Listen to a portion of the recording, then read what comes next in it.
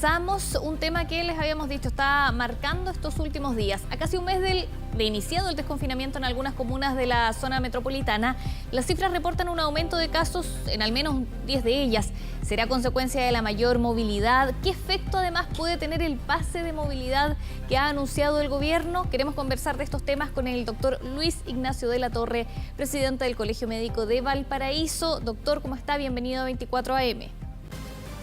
Hola Valentina, muchas gracias por el contacto. Estamos preocupados porque nos parece que esta medida que se ha anunciado, que es el pase de movilidad, llega en un momento epidemiológico muy malo para implementarla, muy malo porque si hacemos memoria, la autoridad sanitaria, el ministro de Salud, una semana antes de las elecciones había planteado que la predicción era estar rondando las elecciones con cerca de 3.000 casos nuevos al día.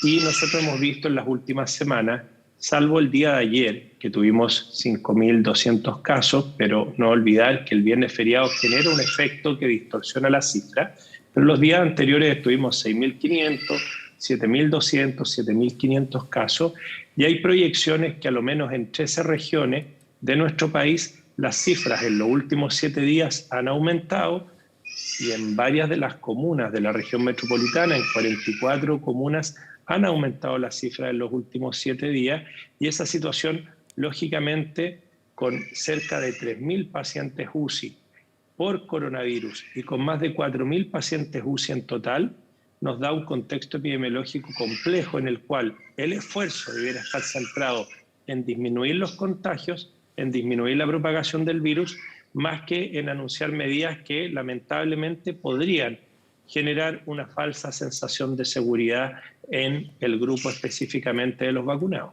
Doctor, ¿usted cree que este pase de movilidad puede tener también un impacto, por ejemplo, en la región de Valparaíso, que es la región donde usted trabaja, en cuanto a lo que puede ser el turismo que se genere hacia la zona, muchas personas que puedan ir de paseo hacia el lugar?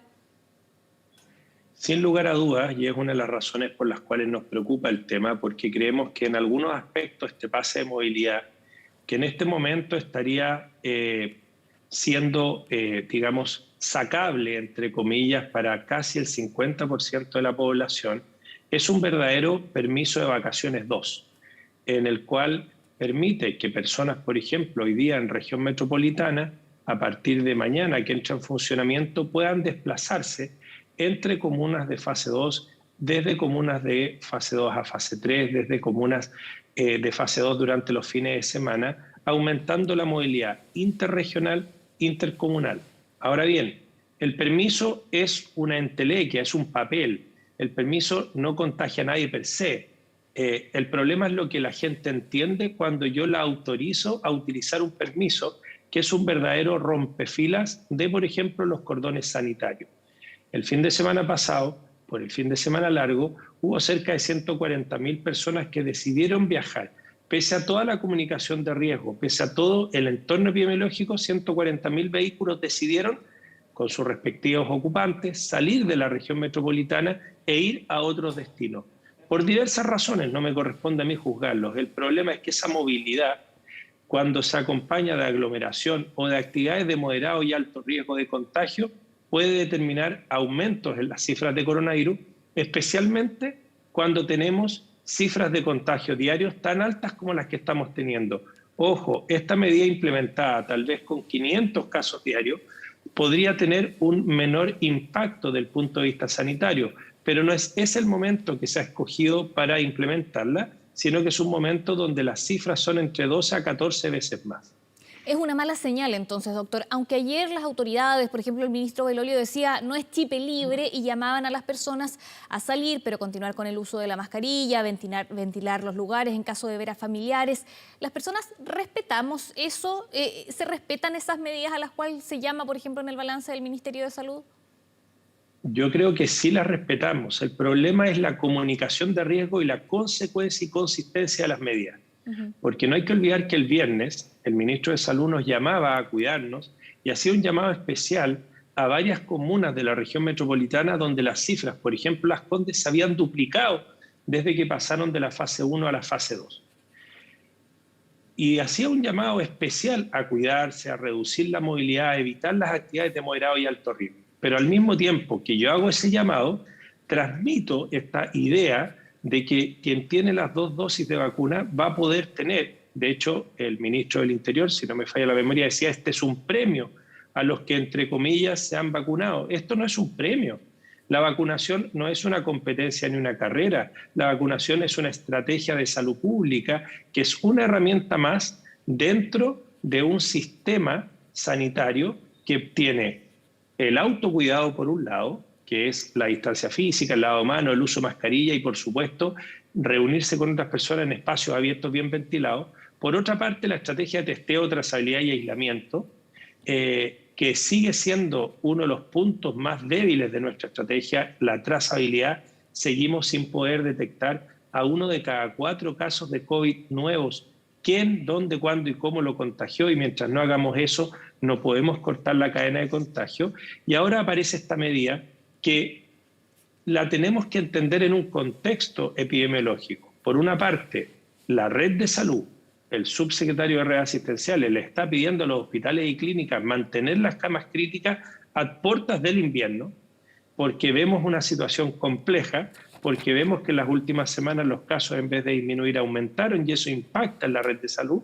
Y por la otra parte les estamos diciendo a la gente, ¿sabe qué? Si usted tiene las 2 dosis, usted puede hacer esto que para el resto no está permitido. ¿Y dónde está el problema del mensaje?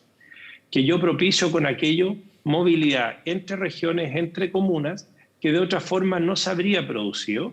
Y en segundo lugar, facilito una movilidad que puede generar un aumento de la población flotante, sobre todo en comunas como las de nuestra región, que tienen un importante sitio turístico, y esas personas que se van a movilizar y lógicamente van a querer ir a comer a un restaurante que probablemente está abierto, van a querer ir a comprar a locales comerciales y generan más movimiento en comunas que en este momento lo que necesitan es disminuir la movilidad. Doctor de la Torre, usted lo estaba abordando, lo que está pasando en la red de salud, pero ¿cómo está la región de Valparaíso para resistir un potencial aumento de casos? Nosotros hemos mantenido ocupaciones entre el 92 y el 98% y hemos ido oscilando. Hay que entender que la ocupación es un fenómeno dinámico que tiene por una parte el tremendo esfuerzo que hacen los directivos de salud para ampliar la capacidad de camas, el tremendo esfuerzo que hacen los trabajadores de salud para reconvertir camas y poder ponerlas al servicio de las camas críticas, pero por otras partes lo que significa el aumento en la demanda. En las últimas 2 a 3 semanas nosotros habíamos visto, y eso era una buena señal a nivel país y regional, que la demanda de camas UCI había empezado a estabilizarse y luego a disminuir, contrastando con lo que habíamos visto prácticamente desde enero hasta mayo, donde todas las semanas necesitábamos más camas que la anterior. Pero la última semana volvemos a ver un fenómeno de aumento de contagios y nuevamente se rompe la tendencia de disminución del uso de camas críticas y empezamos a estabilizarlo. Y lo peligroso, como te decía, es que en este momento en Chile hay más de 4.000 personas en camas críticas en Chile, cerca de 3.000 por COVID, un poquito más de 1.100 por causas no COVID, que son otras enfermedades graves que siguen aconteciendo, y viene el invierno, y el invierno es una etapa donde nosotros sabemos que la red de salud se ve más presionada para contar con más camas críticas, porque definitivamente es un momento donde la patología respiratoria está más elevada. Fíjate que mis colegas de patología respiratoria, los que ven el coronavirus, me dicen, Ignacio, lo que viene después del coronavirus es algo totalmente invisibilizado. Esto no es como una película que la persona sale de la UCI, se va de alta y pega un salto en la clínica y va y abraza a sus familiares. Salen caminando lento, les cuesta respirar, están cansados, tienen que hacer mucha kinesiología para rehabilitarse, sus músculos están atróficos. Esta enfermedad de verdad es una enfermedad muy severa que castiga mucho a las personas que se contagian de ella. Y lo que hay que decir es que la vacuna es muy efectiva para reducir las formas graves y la muerte, con un 86% de reducción de aquello, comparando un vacunado versus el no vacunado, pero apenas tiene un 60% o un 65% de reducción de contagio.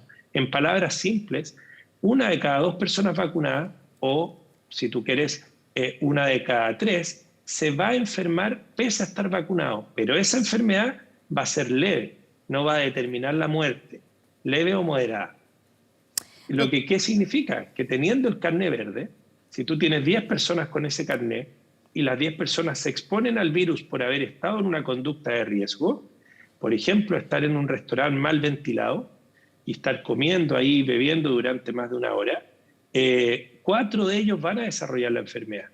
Y esos 4 ponen en riesgo a ellos y sus familias de contagiarlos, porque también contagian, y ellos eventualmente también podrían tener, con menos probabilidad, pero no cero, la posibilidad de tener una forma grave. Entonces, el mensaje que nosotros hemos transmitido hace rato, le hemos pedido al gobierno, es cambiar la forma de manejar la pandemia, modificando el plan paso a paso, que está totalmente desdibujado, potenciando la fase 2, para que la fase 2 sea capaz de ser una verdadera transición y reduzca los casos, porque en muchas comunas que entran a la fase 2, los casos dejan de disminuir e incluso empiezan a aumentar, como sucedió en Las Condes, en Vitacura, por nombrar algunas comunas de Santiago, y como nos sucedió a nosotros en Valparaíso y Viña durante más de 100 días, que en el verano, estando en fase 2, nuestros casos seguían aumentando. Y por lo tanto hay que volver a diseñar la fase 2, potenciando actividades al aire libre, que son actividades de bajo riesgo de contagio, que pueden ocurrir de lunes a domingo. La restricción del fin de semana no tiene una lógica sanitaria si lo analizamos desde el punto de vista de la fase 2 y si autorizamos a realizar actividades como la franja deportiva en la mañana y que eventualmente podría generarse también en la tarde. Pero lo que tenemos que asumir es que la fase 2, tal como está dibujada hoy día, con multitiendas y mall funcionando, con restaurantes y bares funcionando, con terrazas que no pueden cumplir con una buena ventilación porque en el afán de ser más seguras, de ser un ambiente más privado, le ponen estos acrílicos, estos vidrios para encerrarlas y se transforman en verdaderas peceras, en verdaderas vitrinas donde el aire está encerrado y donde hay más riesgo de contagio y donde para optimizar las mesas ponen muy cerca a las personas una de otra, lo cual lamentablemente son factores de riesgo y que nosotros deseamos tratar de mitigar, no para que la gente esté encerrada en fase 1 como falsamente se ha planteado. Nosotros no queremos que la gente esté en fase 1. La fase 1 es una fase de emergencia que lamentablemente llegamos a ella cuando el testeo, trazabilidad y aislamiento no funcionan y llegamos a ella cuando las medidas preventivas no funcionan.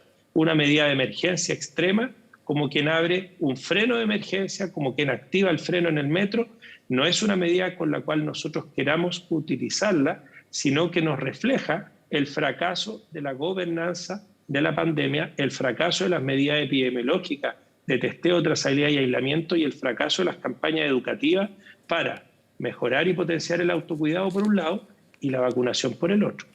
Doctor Ignacio de la Torre, presidente del Colegio Médico de Valparaíso, gracias por esta conversación. Preocupa lo que está pasando en este momento de la pandemia y ayer volvimos a superar las 3.000 personas en las unidades de cuidado intensivo. Muchas gracias y bueno, continuamos en diálogo para ver cómo funciona este pase de movilidad.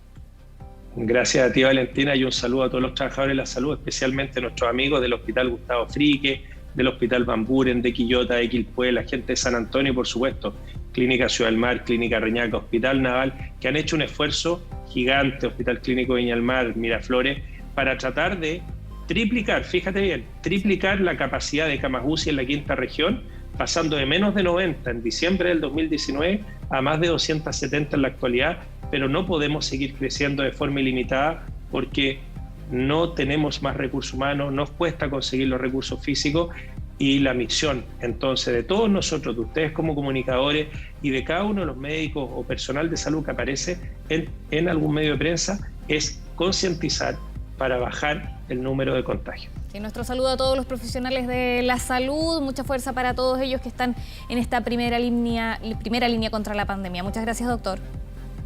Chao. Chao.